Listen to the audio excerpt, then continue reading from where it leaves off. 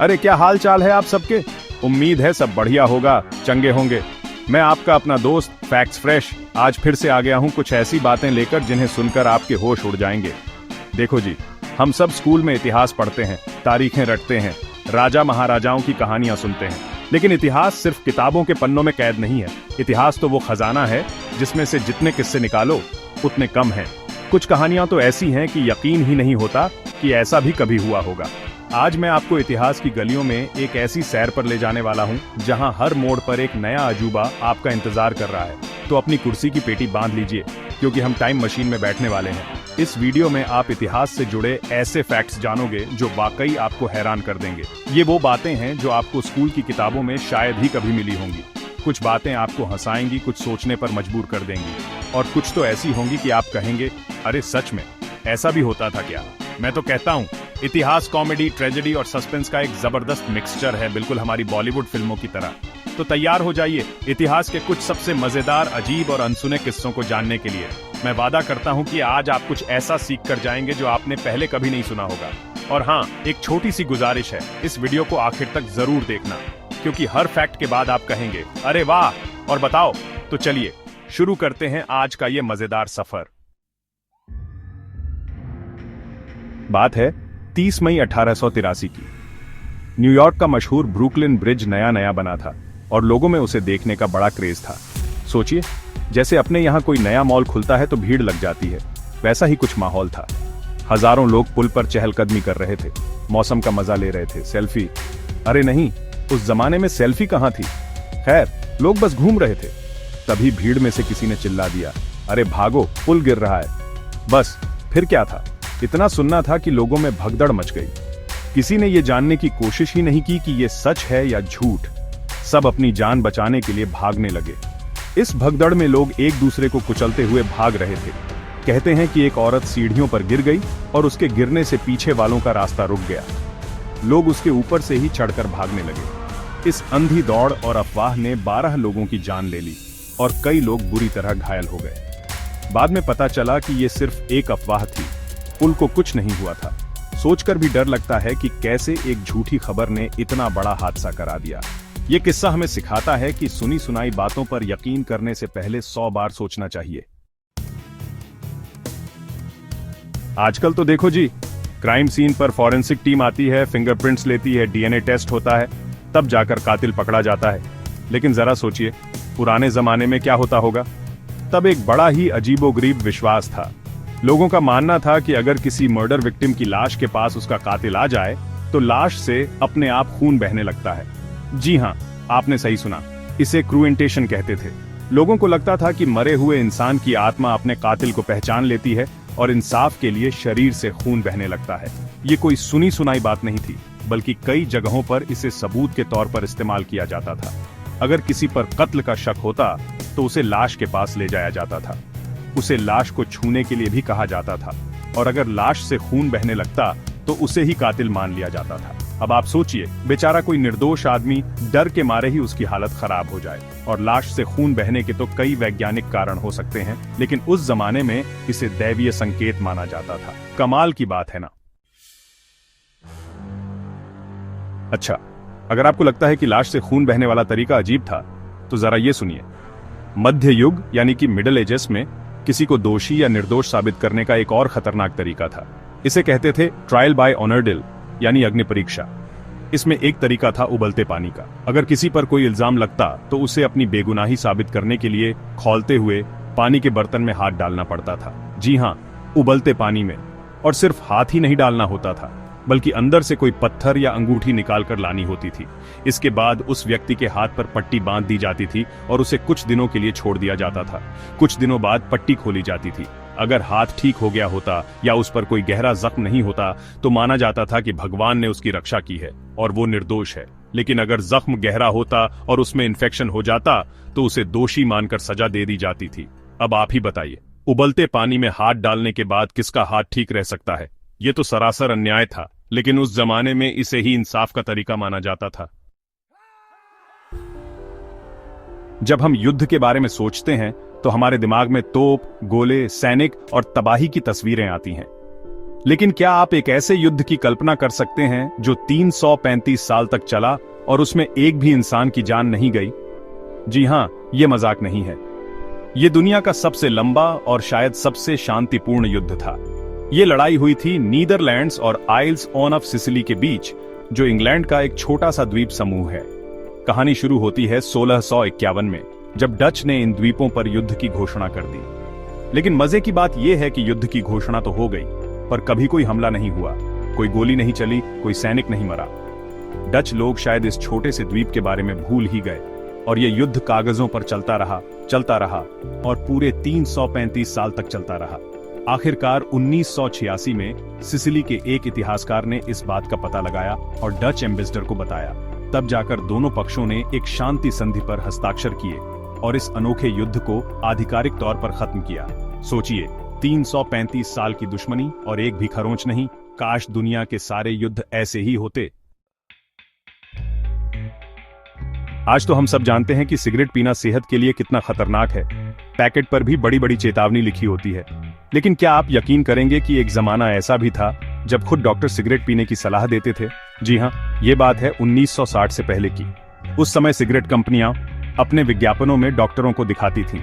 बाकायदा सफेद कोट पहने, गले में स्टेथोस्कोप डाले डॉक्टर साहब मुस्कुराते हुए सिगरेट का कश लगाते थे और बताते थे कि फलां ब्रांड की सिगरेट गले के लिए अच्छी है, इससे खराश दूर होती है। इन विज्ञापनों में दावा किया जाता था कि सिगरेट पीने से पाचन अच्छा होता है, तनाव कम होता है और ताजगी महसूस होती है। सोचिए, आज जो चीज कैंसर का कारण मानी जाती है, उसे कभी सेहत का खजाना बताकर बेचा जाता था। कंपनियां more doctors smoke Camels than any other cigarette जैसे स्लोगन इस्तेमाल करती थीं। यह मार्केटिंग का एक ऐसा खेल था जिसने लाखों लोगों की सेहत से खिलवाड़ किया। यह किस्सा हमें बताता है कि विज्ञापनों पर आंख बंद करके भरोसा नहीं करना चाहिए, चाहे उसमें कोई डॉक्टर ही क्यों ना हो। इतिहास में ज्यादातर जगहों पर औरतों को पढ़ने लिखने और अपनी बात कहने की आजादी नहीं थी। समाज ने उन पर कई पाबंदियां लगा रखी थीं। लेकिन कहते हैं ना, जहां चाह वहां राह। 15वीं सदी में चीन के हुनान प्रांत की महिलाओं ने इस पाबंदी का एक अनोखा तोड़ निकाला। उन्होंने अपनी एक खुफिया भाषा ही बना ली, जिसका नाम था निशु, जिसका मतलब होता है औरतों की लिखाई। ये एक ऐसी भाषा थी जिसे सिर्फ औरतें ही समझ सकती थीं, मर्द नहीं। इस भाषा को महिलाएं एक दूसरे से सीखती थीं। माँ से बेटी को, सहेली से सहेली को मिलती थी। वो इस भाषा का इस्तेमाल अपनी कविताएं, कहानियां और दिल की बातें लिखने के लिए करती थीं। वो इसे पंखों पर, रुमालों पर और कपड़ों पर काढ़कर एक दूसरे को भेजती थीं। ये भाषा उनके लिए अपनी भावनाओं, दुखों और खुशियों को बांटने का एक जरिया बन गई थी। ये उनकी एकता और ताकत का प्रतीक थी। सोचिए, जब दुनिया ने उनके लिए दरवाजे बंद किए तो उन्होंने अपनी एक अलग ही दुनिया बना ली। ये कहानी है औरतों के हौसले और उनकी रचनात्मकता की। कहते हैं कि बड़े लोगों की सोच भी बड़ी होती है। वो किसी भी बिगड़ी हुई बात को बना लेते हैं। ऐसा ही एक किस्सा है विलियम दी कॉन्करर का। बात है साल 1066 की। विलियम, जो नॉर्मंडी के ड्यूक थे, इंग्लैंड पर कब्जा करने के लिए अपनी सेना के साथ पहुंचे। जैसे ही वो अपनी नाव से उतरकर इंग्लैंड की धरती पर पहला कदम रखने वाले थे, उनका पैर फिसला और वो मुंह के बल जमीन पर गिर पड़े। अब सोचिए, राजा अपनी सेना के सामने ही गिर जाए तो कितनी बेइज्जती की बात है। सारे सैनिक हैरान रह गए। उन्हें लगा कि ये तो बहुत बड़ा अपशकुन है, शायद हम ये लड़ाई हार जाएंगे। लेकिन विलियम का दिमाग बहुत तेज था। उन्होंने तुरंत स्थिति को संभाला। वो गिरे गिरे ही जमीन से मुट्ठी भर मिट्टी उठा ली और अपनी सेना की तरफ देखकर जोर से बोले, देखो, मैंने अपने दोनों हाथों से इंग्लैंड की जमीन को पकड़ लिया है, अब ये हमारी है। उनकी इस बात को सुनकर सैनिकों में जोश भर गया। जो चीज एक अपशकुन लग रही थी, उसे विलियम ने अपनी हाजिर जवाबी से एक शुभ संकेत में बदल दिया और आगे चलकर उन्होंने इंग्लैंड को जीत भी लिया। आज के जमाने में लोग फेमस होने के लिए क्या कुछ नहीं करते। कोई अजीबोगरीब वीडियो बनाता है, कोई खतरनाक स्टंट करता है। लेकिन क्या कोई मशहूर होने के लिए दुनिया के 7 अजूबों में से एक को जला सकता है? जी हां, एक आदमी ने ऐसा ही किया था। उसका नाम था हीरोस्ट्रेटस। वो प्राचीन ग्रीस का एक आम नागरिक था जिसे कोई नहीं जानता था। लेकिन उसकी एक ही ख्वाहिश थी कि उसका नाम इतिहास में अमर हो जाए, लोग उसे सदियों तक याद रखें। इसके लिए उसने एक भयानक योजना बनाई। उसने दुनिया के 7 अजूबों में से एक, टेम्पल ऑफ आर्टेमिस को जलाने का फैसला किया। यह मंदिर देवी आर्टेमिस को समर्पित था और अपनी खूबसूरती के लिए पूरी दुनिया में मशहूर था। 356 ईसा पूर्व में एक रात उसने इस शानदार मंदिर में आग लगा दी। मंदिर जलकर खाक हो गया। जब उसे पकड़ा गया और पूछा गया कि उसने ऐसा क्यों किया, तो उसने कहा, ताकि मेरा नाम हमेशा के लिए याद रखा जाए। अधिकारियों ने गुस्से में आकर आदेश दिया कि उसका नाम कहीं भी लिखा या बोला न जाए। लेकिन देखिए, आज 2000 साल बाद भी हम उसका नाम ले रहे हैं। कहते हैं कि जब कोई बड़ी घटना होती है तो कायनात भी कुछ संकेत देती है। अब ये सच है या महज एक इत्तेफाक, ये तो आप ही तय कीजिए। जिस रात हीरोस्ट्रेटस नाम के उस सिरफिरे ने टेम्पल ऑफ आर्टेमिस को जलाया था, ठीक उसी रात इतिहास के सबसे महान विजेताओं में से एक का जन्म हुआ था। जी हाँ, उसी रात 21 जुलाई 356 ईसा पूर्व को मैसेडोनिया में सिकंदर महान यानी अलेक्जेंडर दी ग्रेट का जन्म हुआ था। बाद में प्लूटार्क जैसे इतिहासकारों ने इस इत्तेफाक के बारे में लिखा। उन्होंने मजाक में कहा कि देवी आर्टेमिस अपने मंदिर को जलने से इसलिए नहीं बचा पाई क्योंकि वो उस वक्त सिकंदर के जन्म में मदद करने में व्यस्त थीं। ये एक दिलचस्प संयोग है कि एक तरफ दुनिया का एक अजूबा खत्म हो रहा था और दूसरी तरफ एक ऐसा इंसान जन्म ले रहा था जो खुद दुनिया के लिए एक अजूबा बनने वाला था। एक तरफ विनाश था तो दूसरी तरफ सृजन। इतिहास भी क्या क्या खेल दिखाता है ना? सिकंदर महान अपनी बहादुरी और जीत के लिए तो जाने ही जाते हैं, लेकिन उनके कुछ किस्से ऐसे भी हैं जो काफी अजीब हैं। ऐसा ही एक किस्सा है उनके एक ड्रिंकिंग कॉन्टेस्ट का। सिकंदर की सेना जब भारत से लौट रही थी तो रास्ते में उनके एक करीबी दोस्त कैलानस की मौत हो गई। सिकंदर अपने दोस्त की मौत से बहुत दुखी थे। उन्होंने अपने दोस्त के सम्मान में एक भव्य समारोह का आयोजन किया, जिसमें खेल कूद और कई प्रतियोगिताएं रखी गईं। इन्हीं में से एक प्रतियोगिता थी शराब पीने की। जी हाँ, ड्रिंकिंग कॉन्टेस्ट। इस कॉन्टेस्ट में इनाम रखा गया था कि जो सबसे ज्यादा शराब पिएगा उसे एक सोने का ताज दिया जाएगा। अब इनाम जीतने के चक्कर में सैनिक शराब पीते गए और पीते ही गए। नतीजा ये हुआ कि इस कॉन्टेस्ट में हिस्सा लेने वाले 42 सैनिकों की मौत हो गई। ज्यादा शराब पीने की वजह से या तो उन्हें अल्कोहल पॉइजनिंग हो गई या ठंड लग गई। सोचिए, एक जश्न मातम में बदल गया। ये किस्सा बताता है कि अति किसी भी चीज की बुरी होती है। दूसरा विश्व युद्ध इतिहास का सबसे भयानक युद्ध था। करोड़ों लोग मारे गए, शहर के शहर तबाह हो गए। लेकिन इस युद्ध से जुड़ा एक किस्सा थोड़ा अजीब और थोड़ा दुखद भी है। बात है 1940 की। युद्ध छिड़ चुका था और मित्र देशों ने जर्मनी की राजधानी बर्लिन पर बमबारी करने का फैसला किया। जब बर्लिन पर पहला बम गिराया गया तो आप जानते हैं कि उससे कौन मरा? कोई सैनिक नहीं, कोई नागरिक नहीं। उस पहले बम का एकमात्र शिकार था बर्लिन के चिड़ियाघर का एक हाथी। जी हाँ, ये सच है। उस पहली बमबारी में मरने वाला इकलौता जीव एक हाथी था। ये एक तरह से विडंबना ही है कि इंसानों की लड़ाई की पहली कीमत एक बेजुबान जानवर को चुकानी पड़ी। ये घटना दिखाती है कि युद्ध की आग में सिर्फ इंसान ही नहीं जलते, बल्कि बेकसूर जानवर भी उसकी चपेट में आ जाते हैं। बर्लिन पर बाद में हजारों बम गिरे और लाखों लोग मारे गए, लेकिन उस पहले बम का शिकार हमेशा के लिए इतिहास में दर्ज हो गया। एडोल्फ हिटलर का नाम सुनते ही एक क्रूर तानाशाह की छवि आंखों के सामने आती है और साथ में आती है उसकी वो खास तरह की मूंछ जिसे टूथब्रश मुस्टैच कहते हैं। लेकिन क्या आप जानते हैं कि हिटलर की मूंछें हमेशा से ऐसी नहीं थीं? पहले विश्व युद्ध के दौरान वो बड़ी और घनी मूंछें रखता था, लेकिन उसे अपनी मूंछें छोटी करनी पड़ी ताकि वो गैस मास्क ठीक से पहन सके। गैस के हमले से बचने के लिए ये जरूरी था। बाद में यही छोटी मूंछें उसकी पहचान बन गई, लेकिन हिटलर को लगता था कि उसकी ये मूंछें अभी फैशन में नहीं हैं। एक बार उसने अपने एक साथी से कहा था, मेरी मूंछों को लेकर चिंता मत करो, अगर ये आज फैशनेबल नहीं है तो कल हो जाएंगी, क्योंकि मैं इन्हें रखता हूँ। उसे इतना घमंड था कि उसे लगता था कि वो जो कुछ भी करेगा वो अपने आप में एक फैशन स्टेटमेंट बन जाएगा। हालांकि चार्ली चैपलिन ने भी ऐसी ही मूंछें रखकर उसका खूब मजाक उड़ाया था। हिटलर की जिंदगी में एक महिला थी, ईवा ब्राउन, जिसके साथ उसका रिश्ता बहुत ही रहस्यमयी था। ईवा ब्राउन हिटलर से 23 साल छोटी थी और उससे बहुत प्यार करती थी। लेकिन हिटलर एक तानाशाह था और उसका ज्यादातर समय राजनीति और युद्ध में ही बीतता था। वो ईवा को ज्यादा समय नहीं दे पाता था और अपने रिश्ते को दुनिया से छिपा कर रखता था। हिटलर के इस बर्ताव से ईवा बहुत परेशान और दुखी रहती थी। उसे लगता था कि हिटलर उससे प्यार नहीं करता और उसकी परवाह नहीं करता। हिटलर का ध्यान अपनी तरफ खींचने के लिए और उसे ये दिखाने के लिए कि वो उसके बिना जी नहीं सकती, ईवा ब्राउन ने एक नहीं बल्कि 2 बार आत्महत्या करने की कोशिश की। पहली बार 1932 में उसने खुद को पिता की पिस्तौल से गोली मारी। और दूसरी बार 1935 में उसने नींद की गोलियों का ओवरडोज ले लिया। दोनों बार उसे बचा लिया गया। इन घटनाओं के बाद हिटलर ने उस पर ज्यादा ध्यान देना शुरू कर दिया, लेकिन उसका प्यार पाने का यह तरीका कितना खतरनाक था। हिटलर और इवा ब्राउन का रिश्ता सालों तक दुनिया की नजरों से छिपा रहा। हिटलर को लगता था कि अगर लोगों को पता चला कि उसकी कोई प्रेमिका है तो उसकी छवि खराब हो जाएगी। लेकिन जब दूसरा विश्व युद्ध अपने अंत पर था और हिटलर को अपनी हार साफ नजर आ रही थी, तब उसने एक बड़ा फैसला लिया। 29 अप्रैल 1945 को जब रूसी सेना बर्लिन में घुस चुकी थी, हिटलर ने अपने बंकर में इवा ब्राउन से शादी कर ली। इवा ब्राउन की सालों की वफादारी का उसे आखिरकार इनाम मिला।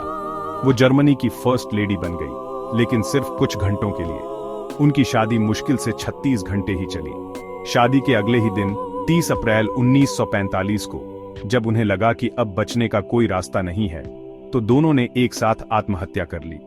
हिटलर ने खुद को गोली मार ली और इवा ब्राउन ने साइनाइड खा लिया।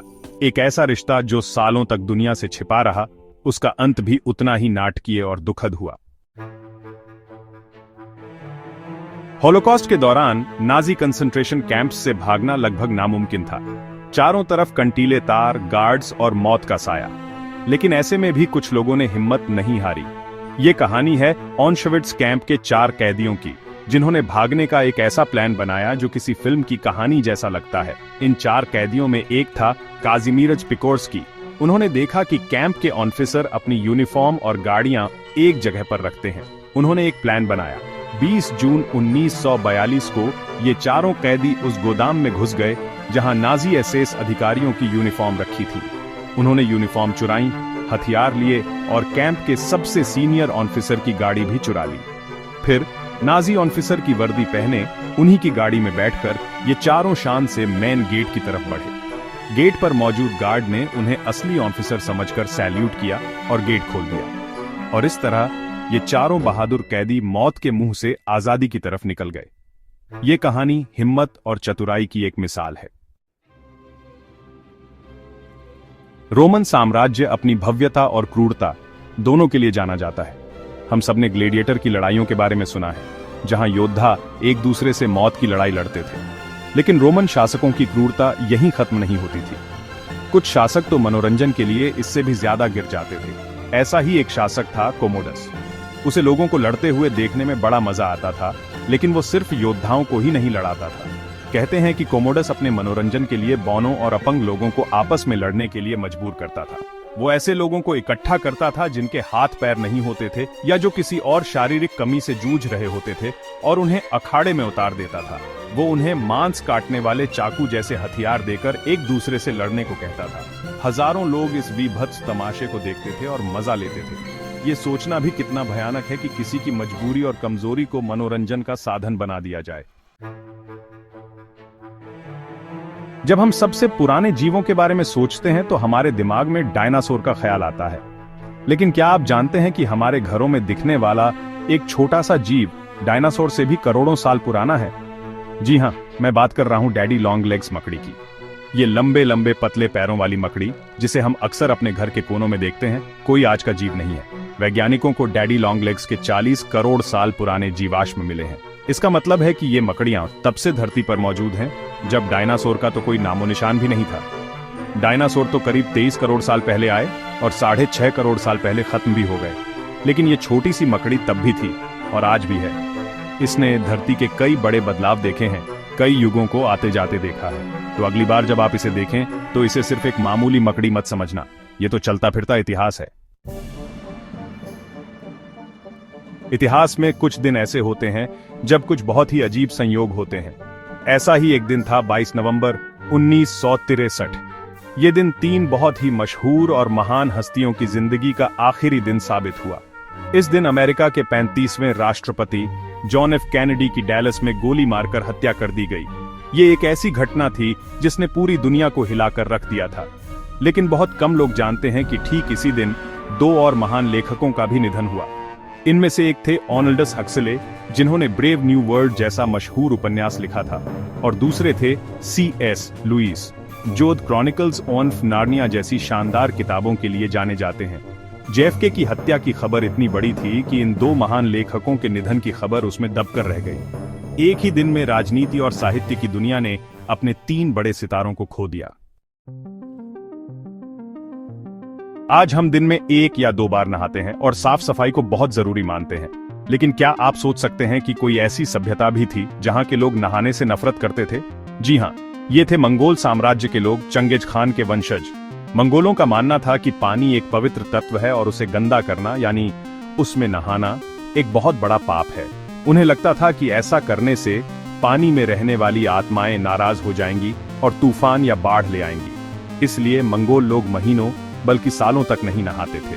वो अपने कपड़े भी नहीं धोते थे और उन्हें तब तक पहनते थे जब तक वो फटकर तार तार न हो जाए। आप अंदाजा लगा सकते हैं कि उनके शरीर और कपड़ों से कितनी बदबू आती होगी। इतिहासकारों ने लिखा है कि जब मंगोल सेना कहीं से गुजरती थी तो उनकी बदबू मीलों दूर से आ जाती थी। उनके दुश्मन उनकी बदबू से ही डर जाते थे।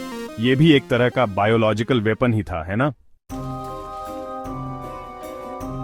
धर्म युद्ध यानी क्रूसेड्स इतिहास का एक खूनी अध्याय है जिसमें ईसाइयों और मुसलमानों के बीच पवित्र भूमि जेरूसलम पर कब्जे के लिए सदियों तक लड़ाइयां हुई। इन लड़ाइयों में बड़े बड़े राजा और सैनिक शामिल थे, लेकिन 13वीं सदी में एक ऐसा अजीबोगरीब क्रूसेड हुआ जिसके बारे में सुनकर रूह कांप जाती है। इसे कहते हैं चिल्ड्रंस क्रूसेड यानी बच्चों का धर्म युद्ध। कहानी यह है कि फ्रांस और जर्मनी में हजारों बच्चे इस विश्वास के साथ इकट्ठा हो गए कि उनकी मासूमियत और पवित्रता ही उन्हें जेरूसलम को बिना लड़े जिता देगी। लगभग 30,000 बच्चे, जिनमें से कुछ तो सिर्फ 6-7 साल के थे, अपने घरों से निकल पड़े। उनके पास न हथियार थे, न खाना, न कोई ट्रेनिंग। उनका मानना था कि जब वो भूमध्य सागर के पास पहुंचेंगे तो समंदर उनके लिए रास्ता दे देगा, जैसे मूसा के लिए दिया था। लेकिन ऐसा कुछ नहीं हुआ। हजारों बच्चे भूख, बीमारी और थकान से रास्ते में ही मर गए, और जो कुछ बचकर बंदरगाहों तक पहुंचे उन्हें धोखेबाज व्यापारियों ने पकड़ लिया और गुलाम बनाकर बेच दिया। एक भी बच्चा जेरूसलम नहीं पहुंच पाया। ये इतिहास की सबसे दुखद और दिल दहला देने वाली घटनाओं में से एक है। दुनिया में एक शहर ऐसा है जिसे 3 बड़े बड़े धर्मों के लोग अपनी सबसे पवित्र जगहों में से एक मानते हैं। ये शहर है जेरूसलम। ये यहूदियों, ईसाइयों और मुसलमानों तीनों के लिए ही बेहद खास है। यहूदियों के लिए ये इसलिए पवित्र है क्योंकि यहीं पर उनके राजा सोलोमन ने पहला महान मंदिर बनवाया था। आज भी वेस्टर्न वॉल या विलाप की दीवार उसी मंदिर का बचा हुआ हिस्सा मानी जाती है और ये उनकी सबसे बड़ी आस्था का केंद्र है। ईसाइयों के लिए जेरूसलम इसलिए पवित्र है क्योंकि यहीं पर ईसा मसीह ने अपने जीवन का आखिरी समय बिताया। यहीं उन्हें सूली पर चढ़ाया गया और यहीं वो फिर से जी उठे थे। चर्च ऑफ दी होली सेपल्कर जैसी जगह उनके लिए बहुत महत्वपूर्ण है और मुसलमानों के लिए ये मक्का और मदीना के बाद तीसरा सबसे पवित्र स्थान है। उनका मानना है कि पैगंबर मोहम्मद यहीं से जन्नत के सफर पर गए थे। डोम ऑन ऑफ द रॉक और अल अक्सा मस्जिद यहीं पर स्थित हैं। एक ही शहर का 3 धर्मों के लिए इतना महत्वपूर्ण होना इसे दुनिया की सबसे अनोखी और संवेदनशील जगहों में से एक बनाता है। तो दोस्तों, कैसा लगा इतिहास की गलियों का ये सफर? देखा आपने, हमारा इतिहास सिर्फ लड़ाइयों और संधियों की सूखी कहानी नहीं है, बल्कि इसमें इमोशन है, ड्रामा है, कॉमेडी है और बहुत सारे ऐसे सबक हैं जो आज भी हमारे काम आ सकते हैं। एक अफवाह से मची भगदड़ हो या फिर मशहूर होने के लिए जलाया गया मंदिर, हर कहानी हमें कुछ न कुछ सिखाती है। ये हमें बताती है कि इंसान ने कैसी कैसी गलतियां की हैं और कैसे कैसे कमाल के काम भी किए हैं। इतिहास हमें हमारी जड़ों से जोड़ता है और हमें बेहतर इंसान बनने की प्रेरणा देता है। मुझे उम्मीद है कि आपको ये वीडियो पसंद आया होगा और आपको कुछ नया और दिलचस्प जानने को मिला होगा। अगर आपको मजा आया तो इस वीडियो को लाइक करना मत भूलना और अपने दोस्तों और परिवार के साथ भी शेयर करना ताकि वो भी इन मजेदार किस्सों का आनंद ले सकें। और हाँ, अगर आप चाहते हैं कि मैं भविष्य में भी ऐसे ही रोमांचक और अनसुने फैक्ट्स आपके लिए लाता रहूं, तो फैक्ट्स फ्रेश चैनल को सब्सक्राइब जरूर कर लेना और वो घंटी वाला बटन भी दबा देना ताकि कोई भी वीडियो मिस ना हो। और सुनाओ, आपको इन सब फैक्ट्स में से सबसे ज्यादा हैरान करने वाला कौन सा लगा? नीचे कमेंट्स में मुझे जरूर बताना। आपके कमेंट्स पढ़ना मुझे बहुत अच्छा लगता है। मैं आपके सारे कमेंट्स पढ़ता हूँ और उनसे मुझे और भी अच्छे वीडियो बनाने की प्रेरणा मिलती है। तो चलिए, अब मैं चलता हूँ, आपसे मिलूंगा अगले वीडियो में कुछ और जबरदस्त फैक्ट्स के साथ। तब तक के लिए अपना ख्याल रखिए, खुश रहिए और सीखते रहिए। Bye bye.